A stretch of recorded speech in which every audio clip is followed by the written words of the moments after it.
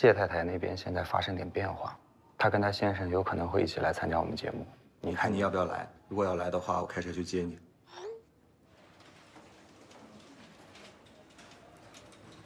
今天可能不行了，我有重要的事儿要去做。好啊，那没事，你先忙。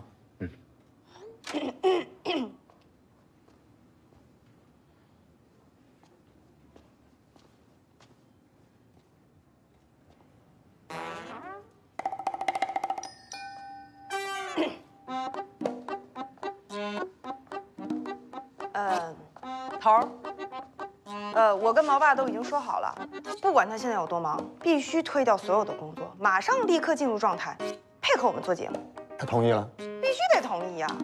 他儿子都闹成那样了，他能不松口吗？本来这次就他们理亏。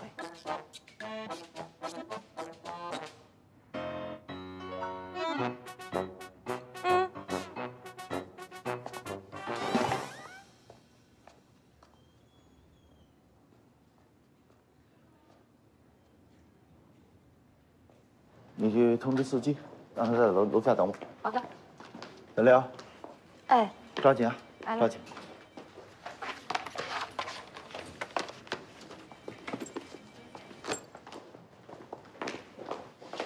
把该带的带上。班主任出去啊。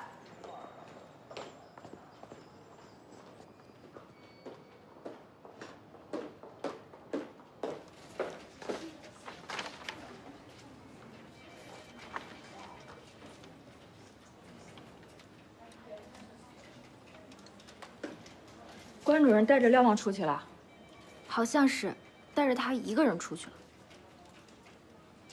去哪儿呀？那我就不知道了。行了，你赶紧把这些给做完吧。你也跟人家廖望学学，你看人家多精啊！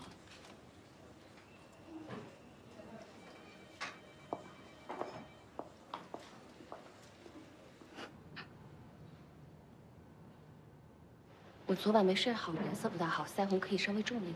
其实已经挺重了吧，我只是选了一个不太显的颜色，自然一点。哎，我跟你说啊，我怎么着也算是有头有脸的人，这上电视有的话能说，有的话不能说。我又不傻高。你别什么事儿都往外说，脸面，脸面。二位准备好了吗？可以了。 OK 哈，好，谢谢，辛苦啊。今儿廖律师不来啊？我有很重要的事儿。可惜了，今天这场好戏他不能陪我一块儿看了。你别在这看热闹了，赶紧去准备。放心放心。怎么样，二位准备好没？准备好了。马上机器调试好以后呢，我们争取一口气给它录完，尽量不要中途停下来，好吗？那赶紧开始吧，还有事儿呢。来，各部门准备。5、4、3、2、1，开始。说话不难，说好不易。大家好，欢迎来到我们好好说话，我是你们的调解员杨光。反正，小廖律师掌握了一些新的情况，我特意把他带过来，跟你说，看看能不能对谈判有所帮助。不着急啊，喝口茶，慢慢说。谢谢李总，我最近了解了一些情况，前沟村电镀厂的包装膜是由一家本地的大海材料包装有限公司提供的。这家公司的法人代表兼总经理是我的同学刘大海。这个名字没听过，是个小厂是吗？小的不能再小了，前几年也是惨淡经营，可是啊，这2年营业额爆发式增长。因为马科，因为他们俩是高中的校友，1年前，他们又重新相遇。还是让廖律师跟你说。那我就简单跟您说吧。前几天呢，这刘大海就约我说一起吃个饭，就所谓的同学会呢，其实也就我们3个人。马科对你还不死心？对。这刘大海那天表现得异常的兴奋，说话呢也没有避讳我。然后我听到他在打电话，是他手下告诉他的，说上个月包装膜的费用380万，全部都已经结清了。1个月380万的货款。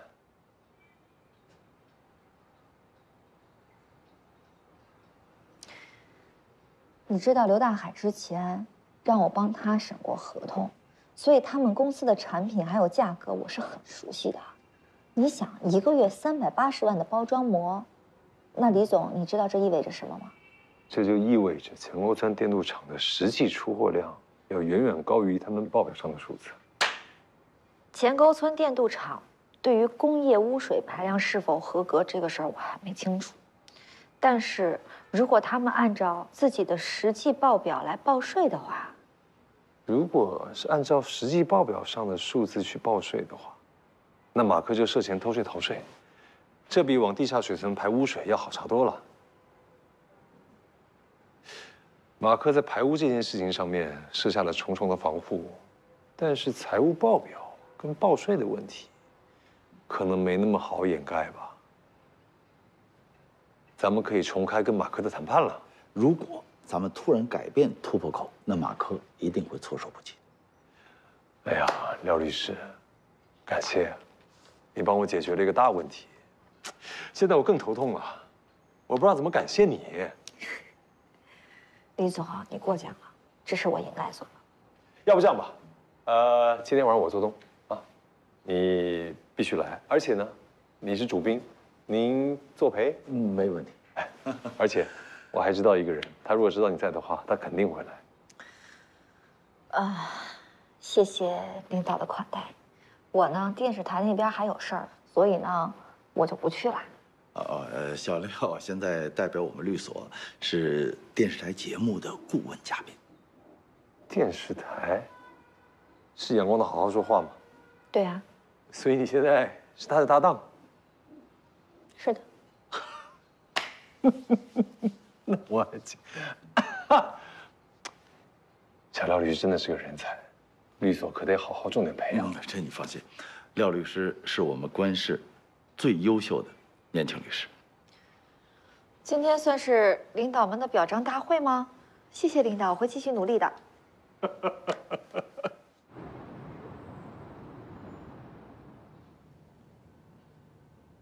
刚开始在家带毛毛的时候，我是挺不适应的，毕竟家里没个男人，很多事情做起来都不是很方便。后来时间长了，我也就慢慢习惯了。毕竟我们要好好养毛毛，我先生也是在为我们这个家挣钱。这可能就是我的命吧。毛毛是我最大的精神支柱。有了毛毛，我觉得家里有没有丈夫，也没有想象中那么难过了。哎，你这话什么意思啊？是我对不起这个家了。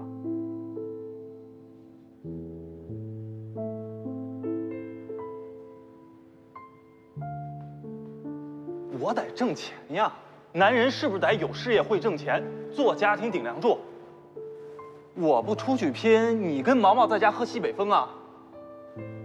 那我在家就不辛苦吗？你是怎么对我的呢？你只要一下班回到家，没口热饭，你就会说我一天天的都在家干嘛，连个饭都不会做。我每次问你要家用的时候，你就会说我只会要钱。毛毛成绩只要一下降，你就会说你会不会教育孩子，有没有把心思放在孩子身上？你怎么就知道哭啊？哎，我说你在家这么哭也就罢了，你在外边能不能别这样？这录节目呢，丢人不丢人？毛毛妈妈，如果你想哭的话，就彻底哭出来吧，宣泄一下也好，我们等你。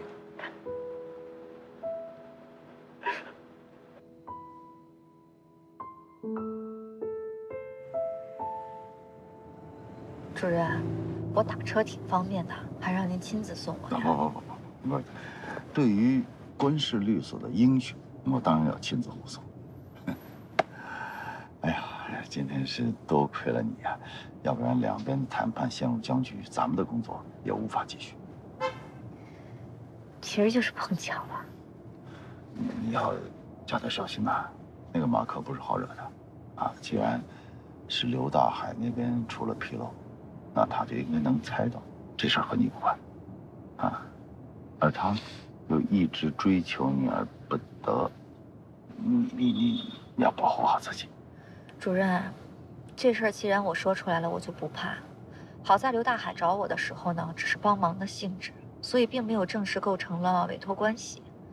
那么也就不存在什么律师和当事人之间的保密协议了。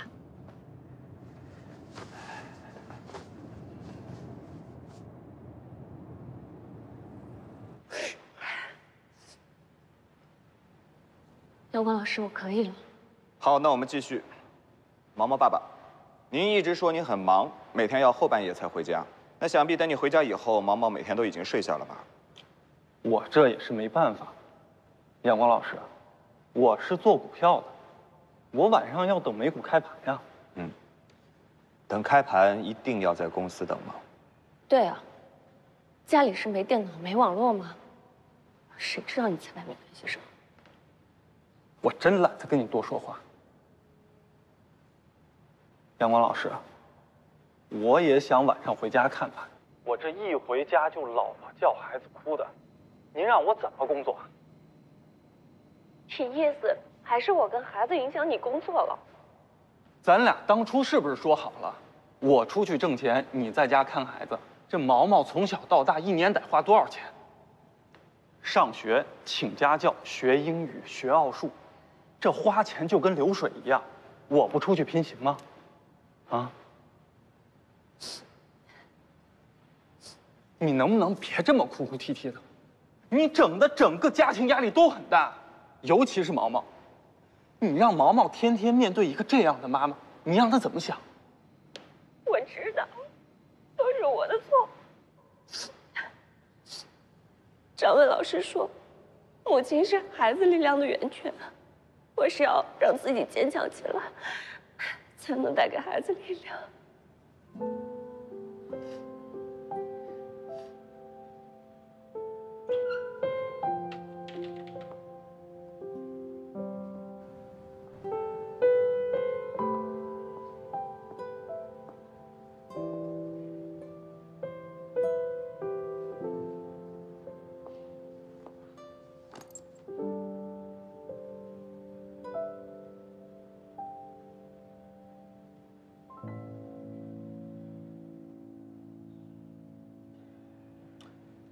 毛毛爸爸，你和你太太约定，你在外面挣钱，他在家里带孩子，也就是说，你完全都不用管孩子，只负责挣钱，给家里花就可以了，是吧？当初她怀孕的时候，我们就说好，我在外面挣钱，她在家负责看孩子。那你觉得毛毛妈妈在家里把孩子带得如何呢？如何？我老婆一个名校毕业的才女，放在家里带孩子带得人仰马翻的。这孩子都逃学了，名校毕业和把孩子带好，这两者之间有必然的联系吗？又或是说，你觉得带孩子本身是一件非常容易的事儿？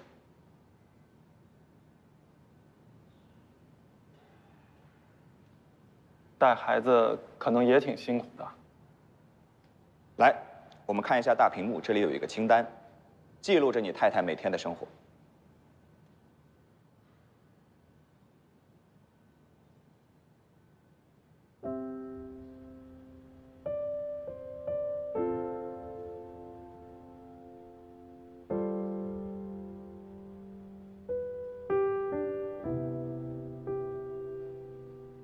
毛毛爸爸，我想知道你有辅导过毛毛写作业吗？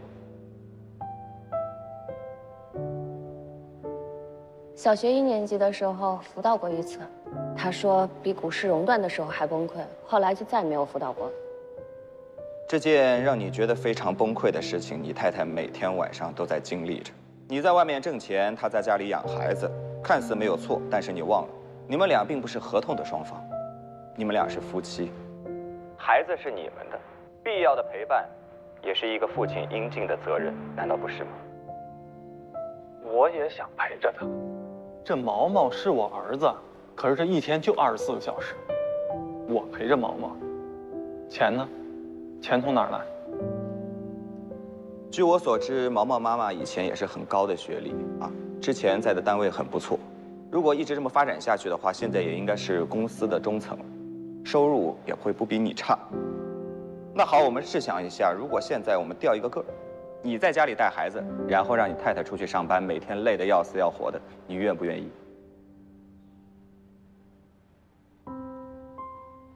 我也愿意在公司加班到半夜，回家倒头就睡，也不用担心孩子成绩下降了会怎么样。我什么时候回家倒头就睡了？我还得担心第二天的市场行情呢。毛毛爸爸，你还没有回答我的问题，你愿不愿意？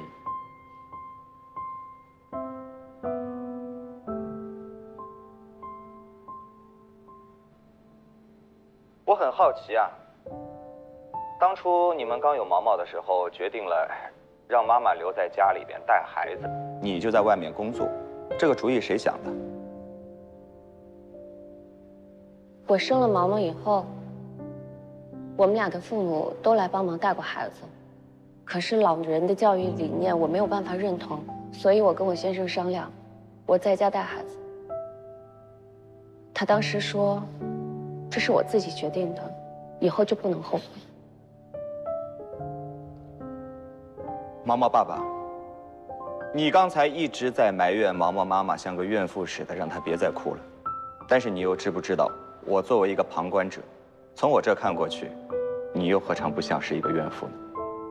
从节目录制到现在，你一直在抱怨，不停地在抱怨，抱怨你的压力有多大。我想说，你们的家庭，不论是经济收入、学历、社会地位，都算是不错的了，可以说是中层以上。如果你都会觉得压力大到晚上回不了家，那我想请问，这个社会上有多少的家庭比你们还要差？他们每天要怎么生活？你的这份压力到底是公司给予你的、领导给予你的，还是你的家人给予你的？又或是你自己给予你自己的呢？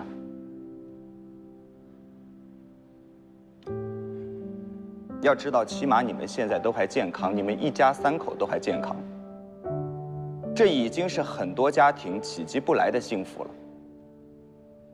难道仅仅这一点不够你们去珍惜、去感恩吗？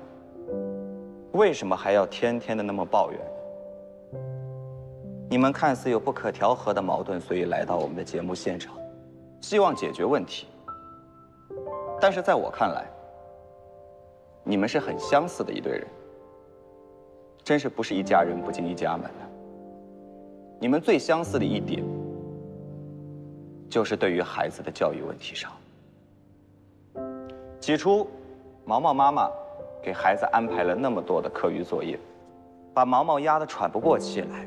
我认为，只是妈妈对孩子的一种希望。毛毛的爸爸并不知情，但是看来我想错了。毛毛爸爸，你可能觉得还不够吧？你知不知道你是帮凶啊？望子成龙的家长往往都不是龙，所以才把自己未完成的心愿或者是未达到的高度转嫁到自己孩子的身上。你们有想过孩子的想法吗？咱们再退一步说，你们给毛毛安排的学习计划，安排的所有的这一系列的道路，难道就是通往成功的捷径吗？如果这条路真的是捷径，我相信你们早就是成功人士了。起码，在我遇到的所有成功人士当中，除了能力以外，最重要的一个因素，就是他们都具备完整的人格。在这一点上，你们做得如何呢？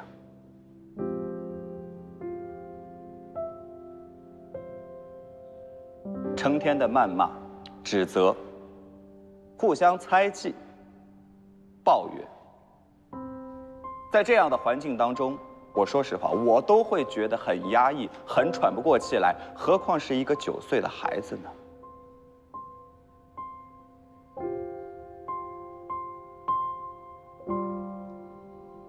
我我希望你们好好想一想。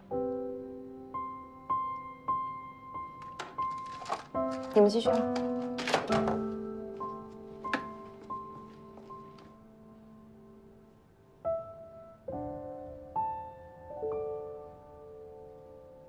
是我错了，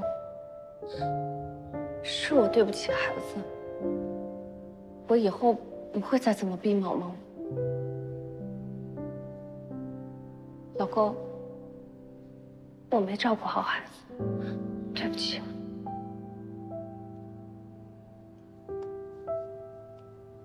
是咱们俩的错，我们都对不起孩子。我们是应该给孩子道歉。我们也得好好规划一下咱们以后的生活。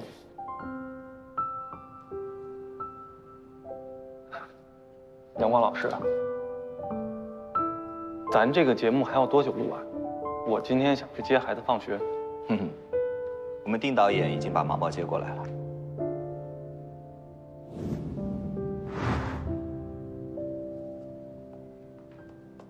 毛毛，哎呀，哎，这个，头儿，毛毛，这是阳光叔叔送你的礼物，给你爸爸妈妈保管，好不好？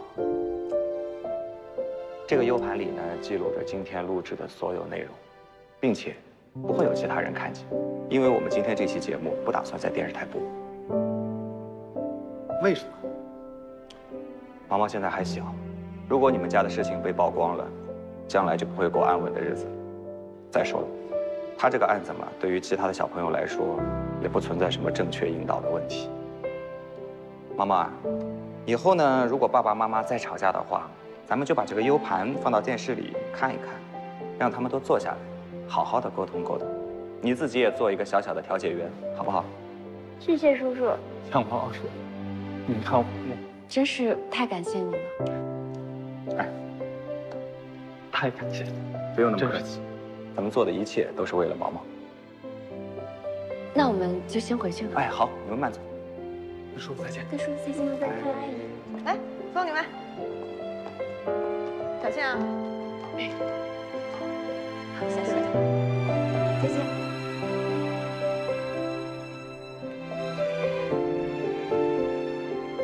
慢点，往哪左转？见了。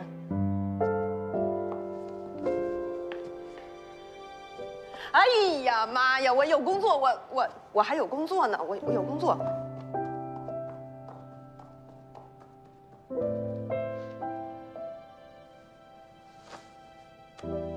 这个节目太温暖了，真没想到好好说话还有这种打开方式。这也是我们这个节目最开始的初衷啊。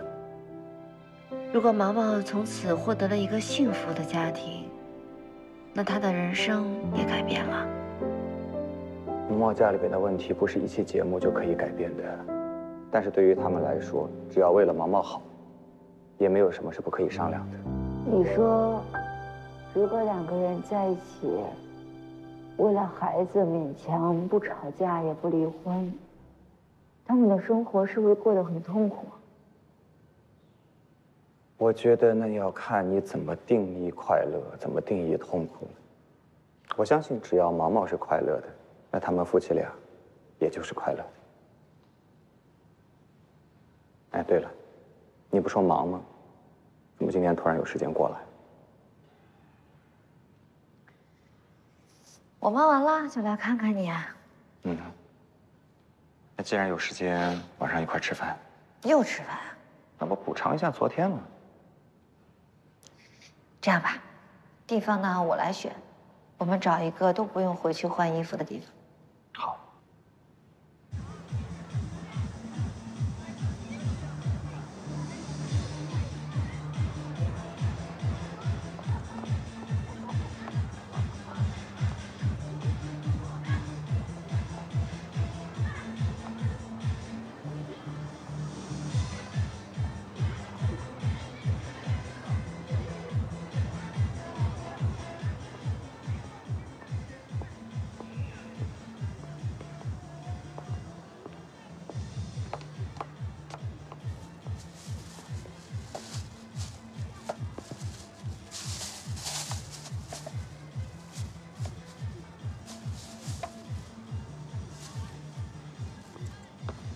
吃吧。这伙食水平下降的真的有点快啊！昨天还是晚宴，今天改汉堡了。没这么吃过吧？上个礼拜刚吃的汉堡，但是没有广场舞看。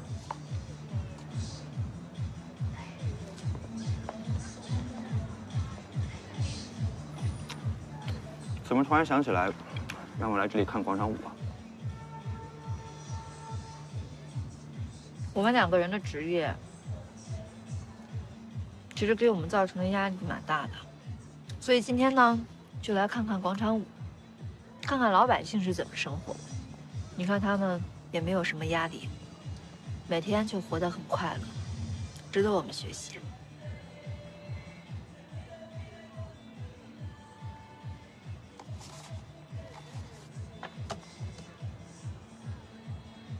怎么不吃啊？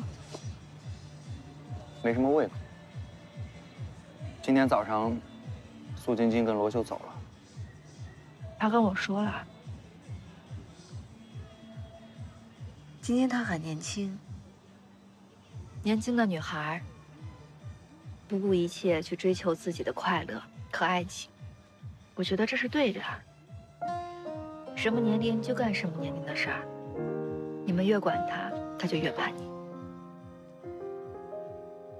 说真的，有的时候啊，我挺羡慕她的。像她这个年龄段的女孩，做事情不用想太多的后果，可以为了自己喜欢的事情一往无前。这种勇气，她有，我没有。你跟他不一样，你是能者，你要做常人不能做的事儿，所以你也要背负常人不能背负的压力。你们是不同的。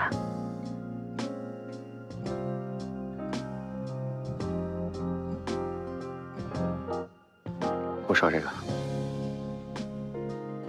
说说你啊。从今天早上到现在，一直都是心事重重的。你今天把我叫到这里来，绝对不会只看广场舞那么简单吧？我知道你心里有事儿。是这样啊，我解决自己的问题呢，可能是解决不了，但是我调解别人的问题可是有一套。如果你相信我，我愿意帮你分担。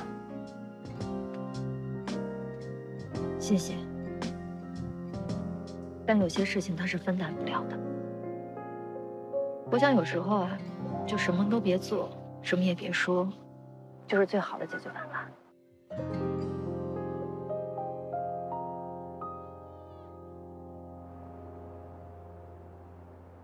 医生说，真的一点希望都没有了。也没这么说，就是说我的体质比较特殊，没说肯定怀不上。哎呀，难道你跟恒基真的没有生孩子的缘分？妈，你说我要真的怀不上，就告诉我。可医生又说，我还是会有怀上的可能的。可是给了我希望，就一次一次让我破灭。我现在都40多岁了，这种希望是越来越渺茫了。可是你跟恒基现在就这么分着，不是更没机会了吗？我现在真不知道该怎么跟他说。都这个时候了，跟恒基说，这毕竟是你们2个人之间的事儿啊，你一个人干着急是没用的。可是这件事情拖了这么长的时间，我真的不知道怎么说。直接跟他说，这件事瞒得太久了，到这个时候，你就把一切真相都告诉他，让他选择，啊。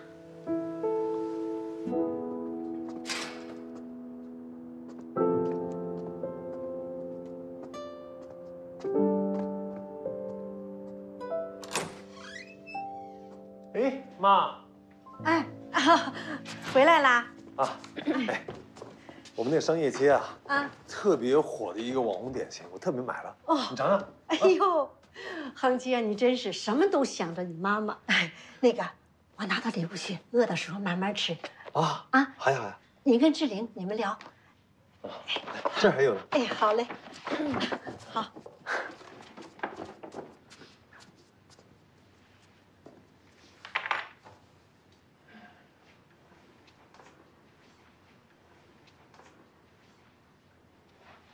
这么晚了，怎么突然跑过来了呀？阳光说你从香港回来以后，状态不太好，我就过来看看。他倒是越来越八卦了呀。所以呢？你是身体不舒服吗？还是想买的东西没买到？跟你有什么关系吗？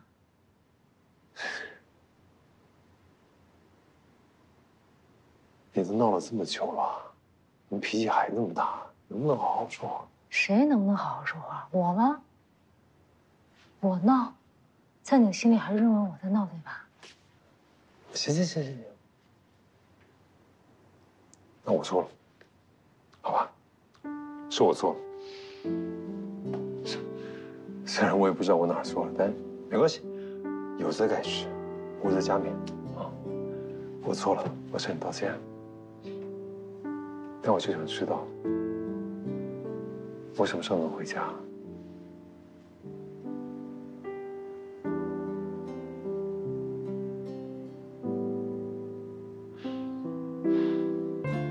恒基，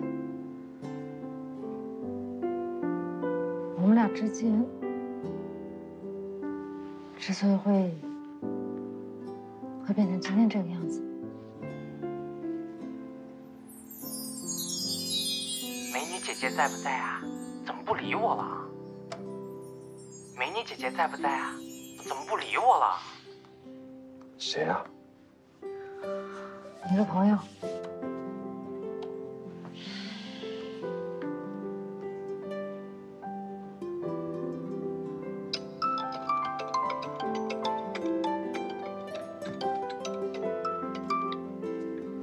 喂。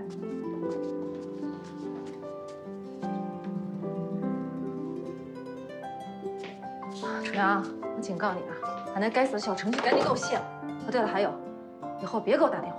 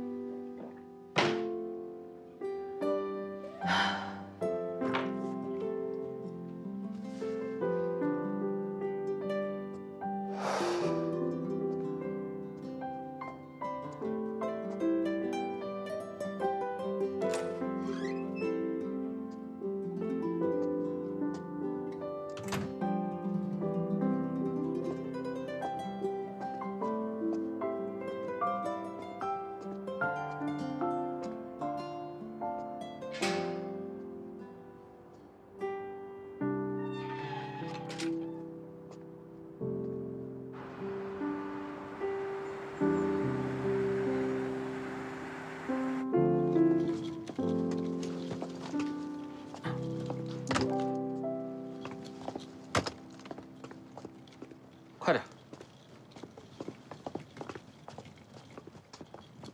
服务员，2位。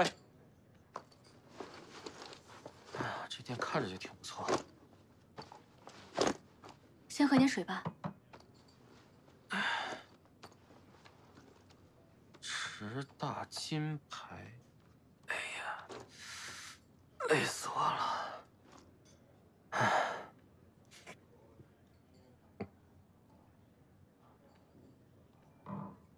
哎，你属骆驼的呀？这么久不喝水不渴呀？写什么呢？我们来的每项开支我都是要记录的。那你慢慢写吧，我可要大吃一顿。你好，需要点什么？你们这儿有没有什么推荐的硬菜啊？硬菜？什么硬菜？鸡鸭鱼肉大肘子都都可以。有啊，我们有大理砂锅鱼、红烧鸡、1两烤鸭、红烧肉，一样来1份儿，谢谢。2碗米线，谢谢。我是老板，听我的，谢谢。我管钱，听我的，谢谢。好的，请稍等。我们奔波了1天，就吃2碗米线。我们是来工作的，不是来旅游的，是不是你说的？我算了一下，我们的钱只够以最低的生活保障走完所有的行程。这好像不太对呀。咱们从出门开始，这定位就有问题。到底你是老板还是我是老板啊？你呀，你永远是我老板。你就这么对你老板？也是，老板总是要拍马屁的。服务员，给这位先生的米线里加2两牛肉，还有1个荷包蛋，谢谢。好的，请稍等。你要加一起加，干嘛只给我1个人加呀？种的东西都是你背，不把你喂饱，明天谁背东西啊？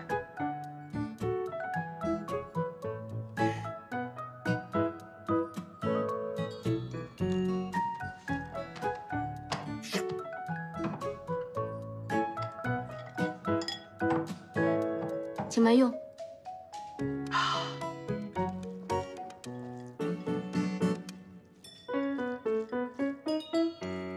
你是我唯一的员工了，所以我要对你好一点。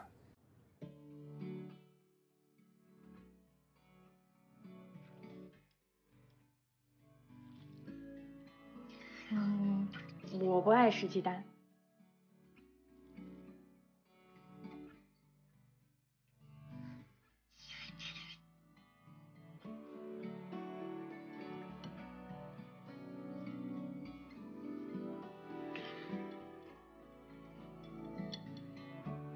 多吃点。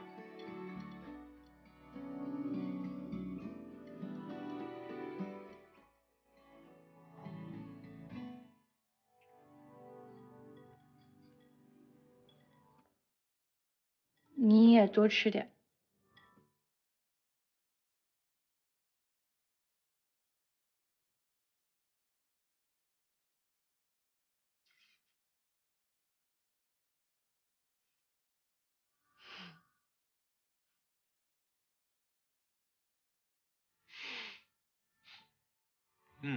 你别说，这家店真挺好吃。我也觉得挺好吃的。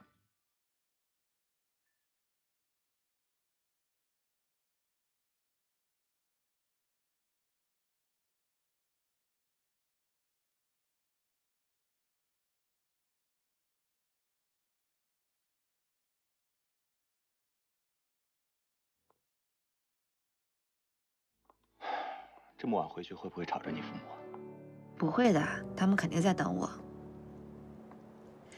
那会不会吵着邻居啊？那我们开门生气一点。以后你再晚回去，你就跟你爸妈说一下，让他们别再等你了呗。你都那么大人了。你是没话找话跟我说吧？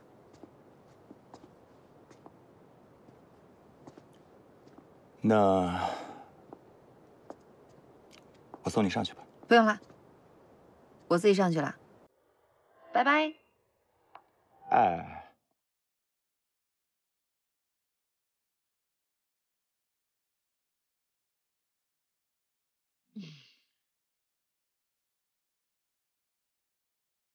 谢谢你啊，今天晚上给了我一个非常特别的晚餐。我们俩就应该像刚才那家一样去享受生活的。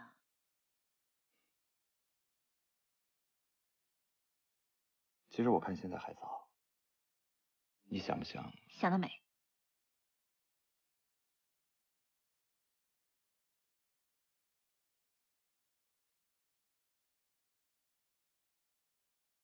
拜拜。拜拜。你舍得我走啊？我走了啊。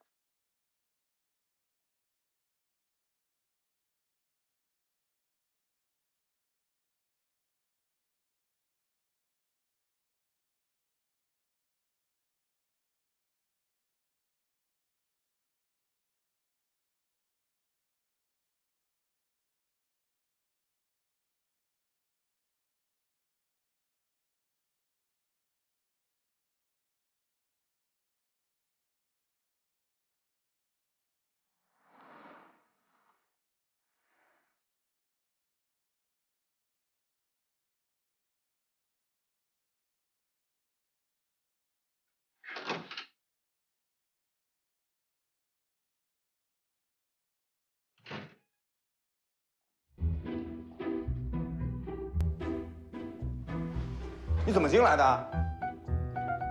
一码6个0，很容易猜啊。哎，你知不知道你就这么进来，很危险的。